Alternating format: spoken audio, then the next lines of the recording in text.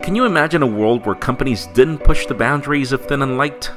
Some of you may mock these efforts, but that doesn't change the fact that the best-selling smartphones in the world today keep getting thinner and lighter. I'm Jaime Rivera with Pocket Now, and let's compare the thinnest of the crowd. This is Oppo R5 versus iPhone 6.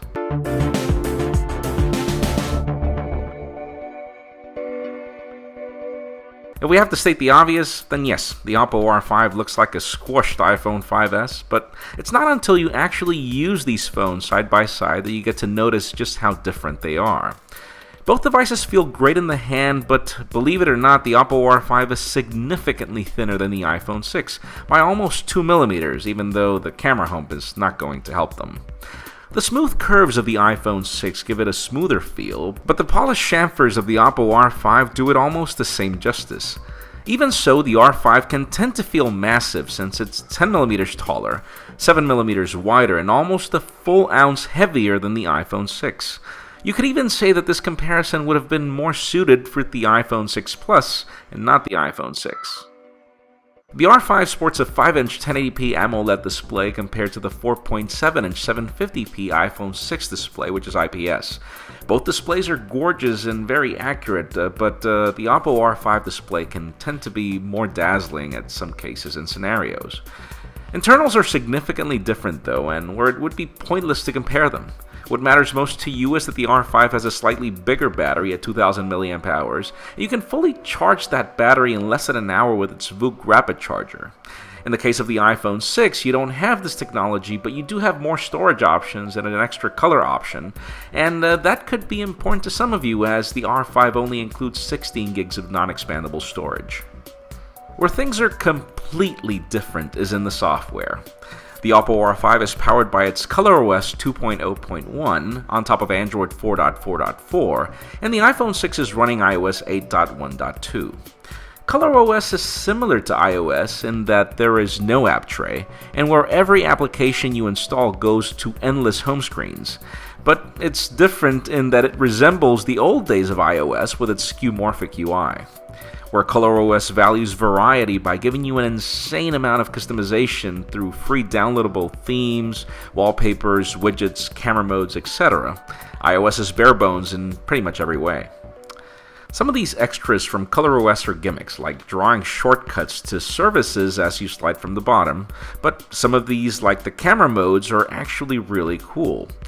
Sadly, it's not until you actually use each device side by side that you learn to value what's important. See, the biggest problem with this particular version of ColorOS is that it can really bog down the phone with extensive use, and where iOS clearly seems to be something that was made for the hardware that's pushing it.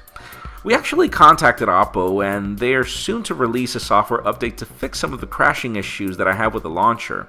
And in the case of iOS, there is no exception here either. You remember some bricked iPhones with a recent update in the past. If you're worried about either device burning your hand while pushing some graphics, don't. I've really never ran into cases where the iPhone 6 becomes uncomfortable, and even though you do notice that the R5 heats up a bit because it's thinner, Oppo was really smart, and for some reason the heating is at the top of the phone, and therefore you never really feel it in your hand until you reach out to it. And even so, it's not really something we'd call uncomfortable. Battery life on both phones is comparable as well. Both devices have gotten me through the day on a single charge, but I have to give a hand to the Oppo R5 with its rapid charger. I've gone from 20 to 90% in charge in less than 20 minutes at times, and that is just unbeatable. The iPhone 6 is really fast to charge as well, but not compared to Oppo's VOOC rapid technology. It's just night and day. Where things get interesting is with phone calls. You'll notice that there is no speaker on the R5, and that's because Oppo uses the earpiece as a front-firing speaker, and it's just as loud as the bottom-firing unit on the iPhone 6. Over regular calls, people couldn't tell the difference between one phone or the other, and the same could be said about the speakerphone. Camera performance is where things get tricky. The R5 sports a bigger 13-megapixel count than the 8-megapixel on the iPhone 6 camera, and you also have a better selfie camera with the 5-megapixel shooter and 85-degree angle lens on the R5 compared to the iPhone 6. That being said, the R5 also gives you a ton of additional shooting modes that really make this camera useful, like Super Macro for example. But in real-world use, the iPhone 6 is more accurate and faster at taking photos than the R5. Even launching the camera application is much faster on the iPhone, but again, that could be due to the software bugs. And the same can be said with video. Both devices shoot really good video, but the iPhone 6 has an extra kick. And in the case of the iPhone 6, you do end up enjoying the time-lapse mode a lot more, and you really don't get those options with the R5, in addition to better slow-motion options on the iPhone 6 as well. I guess it's best to end this comparison with a very interesting reality of Android users. Rarely would you ever hear an Android user say they don't like the iPhone for its hardware. What they don't like is the operating system.